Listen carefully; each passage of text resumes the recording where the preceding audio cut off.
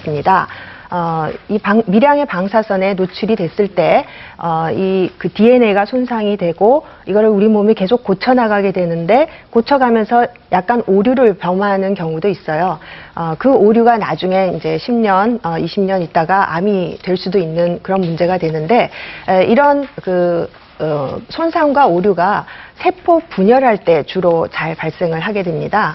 그런데 어린이들은 어른보다 훨씬 세포 분열이 많고 따라서 이 방사선에 더 민감하게 노출이 돼 있는 거죠. 네. 예, 실제로 그 히로시마 원폭 피해자들을 55년 동안 이 쭉 추적 관찰한 그 데이터가 발표된 게 있는데 그 원폭 당시에 10세 이전이었던 어린 연령이었던 분들에서 갑상선암이 한 4배 정도 일반 인구보다 더 많이 발생을 했고요. 20세 이후에 성인이 된 다음에 그 원폭 피해를 당하셨던 분들에서는 갑상선암 발생이 더 늘어나지 않았습니다. 네, 그래서 어린이들이 훨씬 더 위험하고 어른이나 노인들은 특별히 더 위험하다는 증거는 없습니다. 근데 1세 미만의 영아들이 이제 가장 민감하다고 하셨으면은 그럼 태아는 더 그렇지 않을까 싶은 생각이 들어서 네. 그럼 임신부들 같은 경우는 상당히 좀 조심해야 되는 거 아닌가요? 네, 그렇습니다. 엄마 몸속에 이 태아가 존재할 때 만약에 엄마가 방사성 물질을 먹거나 쏘이게 되면은 이 방사성 물질이 태반을 통과합니다. 예를 들어서 이제 요오드, 방사성 요오드 같은 것도 직접 태반을 통과를 해서 태아가 갑상선이 형성이 되는 임신 14주서부터 이제 태아의 갑상선에 집적이 되게 되겠는데요. 처음에는 조금씩 넘어가다가 임신 말기에는 오히려 엄마보다도 더 집적이 많이 되는 한 10배 가까이도 더 집적이 될 수가 있고요. 스트론튬이라는 방사성 물질도 태반을 통과해서 태아의 뼈로 또 가서 집적이 되는데 엄마보다 임신 말기에는 5배까지도 축적이 될 수가 있습니다. 네. 그래서 확실히 이 임신을 하고 있는 그 엄마가 방사선 물질을 먹게 되면은 그거는 태아도 같이 위험해진다고 할 수가 있겠습니다. 네. 네. 그러니까 노약자들은 조금 더 주의를 하는 게 더 필요하겠군요. 네, 그럼 계속해서 두 번째 궁금증을 살펴보겠습니다. 방사능에 대한 궁금증 두 번째는요. 자, 국내산 수산물 안심할 수 있나?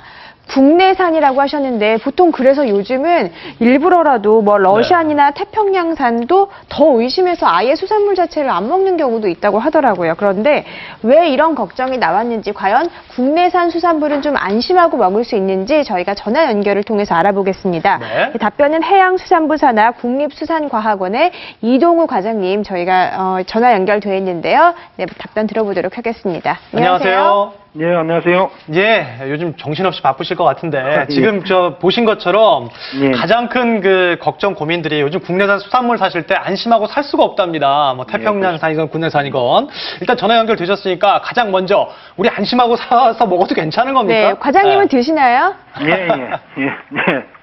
어제도 많이 먹었습니다. 네. 아, 예, 그래요? 안심하고 예. 드셔도 됩니다. 예. 우선 우리 그 바다의 흐름을 보면은 더 쉽게 이해하실 텐데요. 바다의 흐름이요? 예, 예. 일본의 그 태평양 쪽 연안에서는 그 남에서 북으로 흐르는 쿠로시오 난류와 또 네. 북에서 남으로 흐르는 오야시오 한류가 있습니다.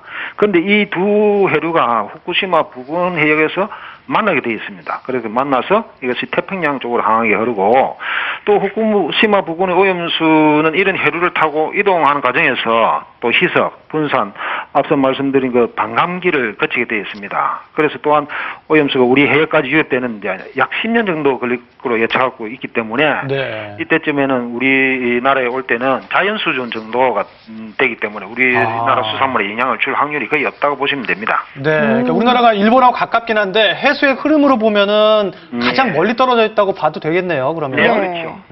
그런데요, 그 태평양에 살고 있던 어종이 우리나라에 들어올 수도 있잖아요. 그 반감기를 충분히 거치기 전에. 그럴 수 있죠. 네, 예. 그럴 가능성은 없나요? 예, 그런 우려도 있는데 일반적으로 태평양에 서식하는 어종은 태평양 연안에 주로 산란장을 두고 생활하는 태평양 개통군입니다. 네. 그래서 우리나라에 유입될 가능성은 낮고요. 또 예를 들자면 적도 부근의 해유 이동하는 남방 참다랑어라든가 또 북태평양 그 베링해 명태 등은 우리나라로 유입되지 않습니다. 아니 이 과장님 그런데 그 태평양에 군사 분계선 38선 있는 것도